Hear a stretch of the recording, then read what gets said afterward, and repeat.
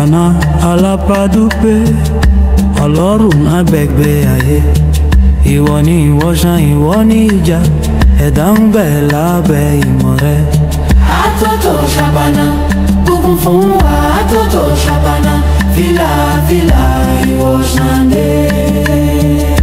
Ẹgbẹ́ ọ̀run sùn nílẹ̀ rí ìtàn, òwúrọ̀ títún bọ́ ìmọ̀ yí padà. Ṣàpàná, Ìwọ gbógun ti àìlera, ìwọ fi yàrá tú, ìwọ ṣe ìmúlọ. àtòtò Ṣàpàná, bùkún fún wa. Àtòtò Ṣàpàná, fìlà fìlà ìwọ ṣàndé. Orí mi fẹ́ràn ìlera, ara mi fẹ́ràn ìmọ̀. Ṣàpàná jọ̀wọ́ tẹ́ mi, ṣí ọ̀nà ìwòsàn fún mi. Àtòtò Ṣàpàná, bùkún fún wa. Àtòtò Ṣàpàná, fìlà fìlà ìwọ ṣàndé. Ṣàpàná alápàdúpẹ́ Ọlọ́run abẹ́gbẹ́ ayé. Ìwọ ni ìwòsàn, ìwọ ni ìjà, ẹ̀dá ń bẹ lábẹ́ ìmọ̀ rẹ. Àtòtò Ṣàpàná, bùkún fún wa. Àtòtò Ṣàpàná, fìlà fìlà ìwọ ṣàndé. Ẹgbẹ́ ọ̀run sùn nílẹ̀ rí ìtàn, òwúrọ̀ títún bọ́ ìmọ̀ yí padà. Ṣàpàná ìwọ gbógun ti àìlera, ìwọ fi ara tú, ìwọ ṣe ìmúlọ. Àtòtò Ṣàpàná, bùkún fún wa. Àtòtò Ṣàpàná, fìlà fìlà ìwọ ṣàndé. Orí mi fẹ́ràn ìlera, ara mi fẹ́ràn ìmọ̀. Ṣàpàná jọ̀wọ́ tẹ́ mi, ṣí ọ̀nà ìwòsàn fún mi.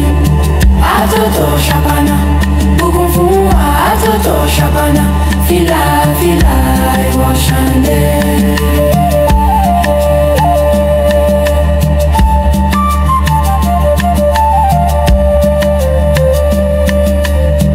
Ṣàpàná alápàdúpẹ́ Ọlọ́run abẹ́gbẹ́ ayé. Ìwọ ni ìwòsàn, ìwọ ni ìjà, ẹ̀dá ń bẹ lábẹ́ ìmọ̀ rẹ. Àtòtò Ṣàpàná, bùkún fún wa. Àtòtò Ṣàpàná, fìlà fìlà ìwọ ṣàndé. Ẹgbẹ́ ọ̀run sùn nílẹ̀ rí ìtàn, òwúrọ̀ títún bọ́ ìmọ̀ yí padà. Ṣàpàná, Ìwọ gbógun ti àìlera, ìwọ fi yàrá tú, ìwọ ṣe ìmúlọ. àtòtò Ṣàpàná, bùkún fún wa. Àtòtò Ṣàpàná, fìlà fìlà ìwọ ṣàndé. Orí mi fẹ́ràn ìlera, ara mi fẹ́ràn ìmọ̀. Ṣàpàná jọ̀wọ́ tẹ́ mi, ṣí ọ̀nà ìwòsàn fún mi. Àtòtò Ṣàpàná, bùkún fún wa. Àtòtò Ṣàpàná, fìlà fìlà ìwọ ṣàndé. Ṣàpàná alápàdúpẹ́ Ọlọ́run abẹ́gbẹ́ ayé. Ìwọ ni ìwòsàn, ìwọ ni ìjà, ẹ̀dá ń bẹ lábẹ́ ìmọ̀ rẹ. Àtòtò Ṣàpàná, bùkún fún wa. Àtòtò Ṣàpàná, fìlà fìlà ìwọ ṣàndé. Ẹgbẹ́ ọ̀run sùn nílẹ̀ rí ìtàn, òwúrọ̀ títún bọ́ ìmọ̀ yí padà. Ṣàpàná ìwọ gbógun ti àìlera, ìwọ fi ara tú, ìwọ ṣe ìmúlọ. Àtòtò Ṣàpàná, bùkún fún wa. Àtòtò Ṣàpàná, fìlà fìlà ìwọ ṣàndé. Orí mi fẹ́ràn ìlera, ara mi fẹ́ràn ìmọ̀. Ṣàpàná jọ̀wọ́ tẹ́ mi, ṣí ọ̀nà ìwòsàn fún mi. Àtòtò Ṣàpàná, bùkún fún wa. Àtòtò Ṣàpàná, fìlà fìlà ìwọ ṣàndé.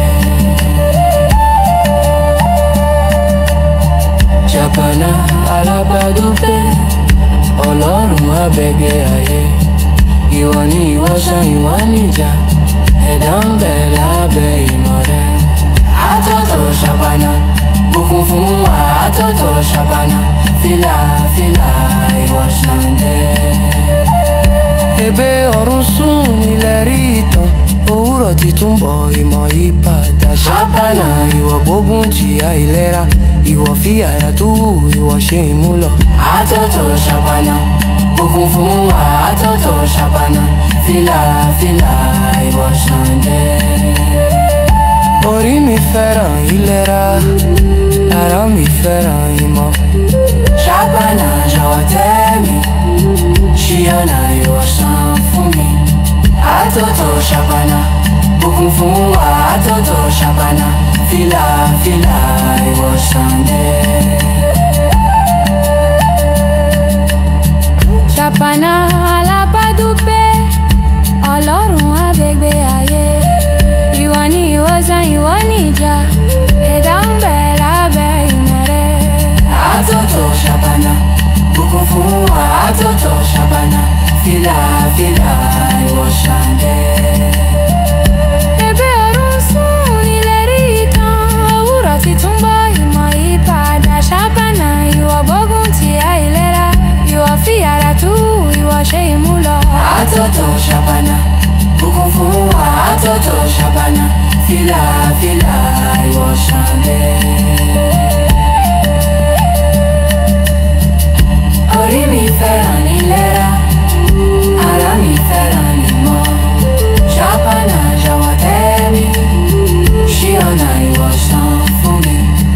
Àtótó Ṣàpànà, bùkún fún wa. Àtótó Ṣàpànà, fìlà fìlà ìwòsàn dé.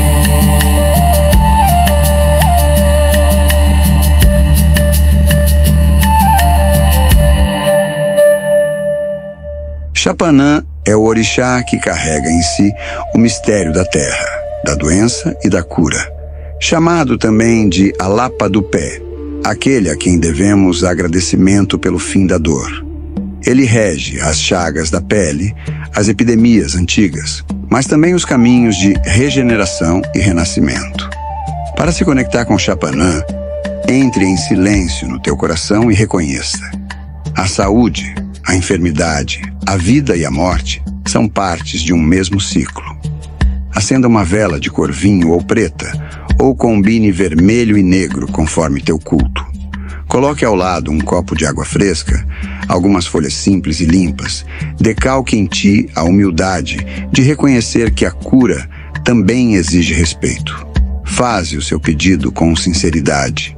Xapanã, dono da terra e do corpo humano, vem abrir para mim os caminhos da saúde. Varre do meu ser aquilo que já não serve e assenta a paz dentro de mim. Depois, espere. A resposta virá em forma de queda de folha, de brisa no corpo, de descanso devolvido. Cultuar Xapanã é também aprender a varrer o que está morto dentro de nós. Rancor, mágoa, hábitos velhos, e acolher o que resta vivo. Gratidão, verdade, transformação. Quando os tambores soarem e o canto subir, saiba que a floresta inteira está curando contigo. Xapanã, Atotô, que a tua bênção desça como chuva sobre a terra do meu corpo e do meu espírito.